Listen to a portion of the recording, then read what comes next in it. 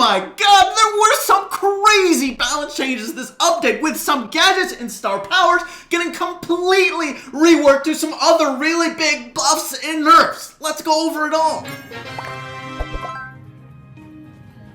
Alright, let's start out with the reworks. First of all, honeycomb is no more. It has been replaced with honeycomb, which gives B a 20% damage reducing shield whenever her attack is supercharged. I think this is much better. This is going to be viable for 3v3. It's going to still be pretty decent in showdown, but it's not going to be the overpowered shield where you don't know if the opponent has that I'm gonna stay alive and you're not ability for, you know, a moment in time and never again. Now it's gonna be, you know, a small shield for a brawler who has really low health, but she's gonna have it up fairly often, so it's gonna be pretty decent. There was also a rework to Carl's Gadget Heat Ejector, which for a long time has been one of the worst gadgets in the game. Now it's actually gonna be slightly improved. Whenever any enemy gets in contact with that heat ejector fire, they will be set on fire for 4 seconds, dealing 300 damage per second, and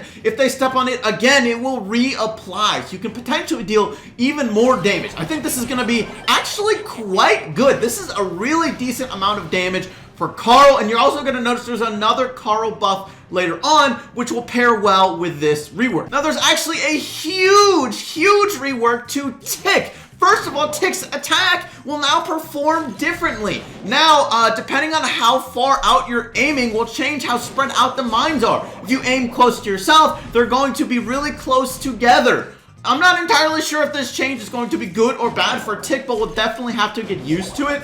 I think it's probably a decent change. It is kind of awkward for Tick always to try and defend himself whenever any enemy is getting close. Now with those mines being more closer together, he actually should be able to, with good aim, defend himself better in close combat. Of course, you know, he also still has that second gadget too. But speaking of gadgets, his first gadget is no more. It's been completely reworked and has now been named Mine Mania. Oh god. You thought Tick was toxic before? Just wait. Now, if you use Mine Mania, his next attack will have 3 extra mines.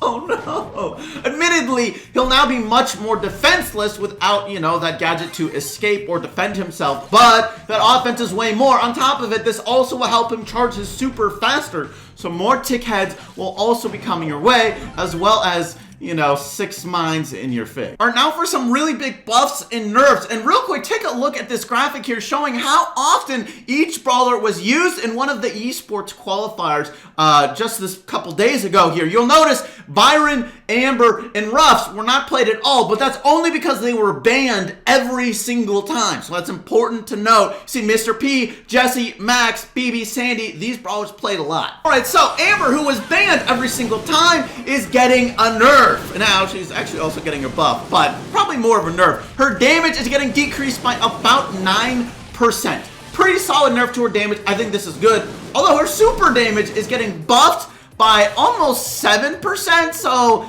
it's not a really huge nerf. I definitely think her damage is arguably the more threatening part. You can kind of avoid her super to a degree unless you're forced into it, but sometimes it's more of a deterrent to go in an area than you're always going to be taking that damage. So overall, definitely a nerf for Amber. She's still going to be a good brawler though. Now the brawler who most requested getting a nerf was definitely Edgar. You saw in meme review how often people complained was getting about a 7% health nerf. I think this is good for Edgar. He definitely, you know, was overplayed. I don't think he was overpowered. He's probably not gonna be great now for sure. He'll still be usable definitely in showdown. You can still gank people and jump on them and get kills, but he's going to be more squishy and he's gonna lose some 1v1s more now. Now I'm sad to see this next nerf, but Jesse is getting a nerf, a health nerf of about 6%. You saw in that graphic, Jesse was one of the most played brawlers in competitive play in 3v3. Of course, she's not that great in showdown,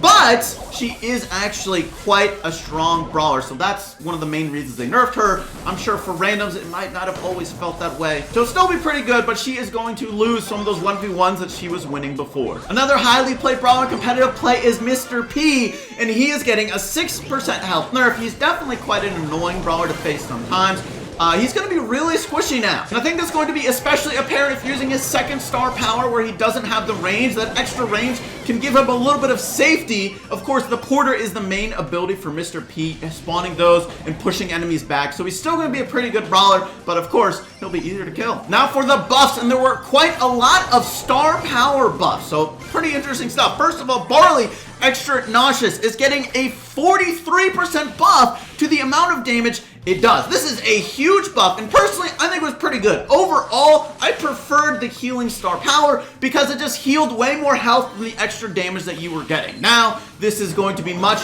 more comparable, and overall, for a brawler who has low health and not great range, you can now more viably take that huge damage boost often and be really threatening, especially in Heist. This is going to be really critical. Carl's getting a buff as well. His protective pirouette star power, the shield, is being buffed by 5%, so he's gonna have that really tanky option combined with heat ejector for the damage, so you can complement spinning on people and staying alive and also damaging them with heat ejector for a ton of overall damage and protection. This combo is going to be really good now, in my opinion, and I definitely expect this to come back in the meta, at least as a viable option. Now, Crow is getting both of his star powers buffed. I definitely think he deserved a buff. Extra Toxic is getting a 5% buff to how much damage it reduces enemies from dealing, now reducing 25% of their damage. I typically never use the star power, but it's admittedly very interesting now. That 25% damage debuff is certainly a good amount. But Carrion Crow is also getting a buff, and it's quite large, a 27% buff to how much extra damage it does. And Crow definitely appreciates extra damage, as he is not really that high damaging of a brawler. Hopefully this brings Crow into the meta. Not 100% sure it will, but this is a really big buff for Carrion Crow, so I wouldn't be surprised. Bo is getting a buff as well, about an 8% buff to his damage. This was extremely needed. He was one of the worst brawlers in the game, especially after his super totem got nerfed, and that was honestly the main reason you would play Bo. Either that or on like Snake Prairie or any super grassy map for the vision. But now, hopefully, he'll be a little bit better. I don't expect him to be meta now, but he should be more playable at least. Brock is getting a buff as well. Similar buff, about an 8% damage buff to him. He fell out of the meta, partially because of some buffs to other brawlers and a huge nerf to his damage gadget. This will definitely bring back more in line. Of course, this is also a buff to that damage gadget as well, so I do expect Brock to be in a pretty good place. A small buff to Gale. His super damage is getting increased by 140 from 100 to 240. I mean, it's a definitely sizable buff to the super damage, but that's not a lot of extra damage. I don't expect this to make a big impact for Gale, but sure, why not? Gene is getting a sizable buff to his health, almost 13% increase. Gene, who has been a meta brawler for a really long time, recently fell out of it, so this will definitely bring him back in. This is a huge buff to his health and maybe will allow him to use the more offensive version of him since he can survive a little bit better. You can have Spirit Slap and the homing missiles, possibly, but honestly, they're still not the better options, but whatever. Now, there are some really interesting buffs to Lou. First of all, 3% health buff, not a big deal, but sure, not bad. But also, his reload star power, now it will possibly debuff enemies by another 15% of their reload. This is a huge buff to the star power. I think it is going to be really good now in 3v3. Honestly, probably anywhere. I think it's going to be a really good star power to use. But also, his super now does damage. It now does 40 damage per second, and it will technically charge up his next super. If you're hitting a ton of enemies, like you see in this robot, it will charge a lot. But really, if you're hitting one person, it's not that much of a supercharge, which is fair. That's how it should be. But it's still a really good buff for Lou. I expect him to be close to meta in other modes besides Siege. Check out everything you need to know about the new brawler Stu over there so you can master him as soon as possible. That's me for this video. Thanks for watching, and I'll catch you later. Peace.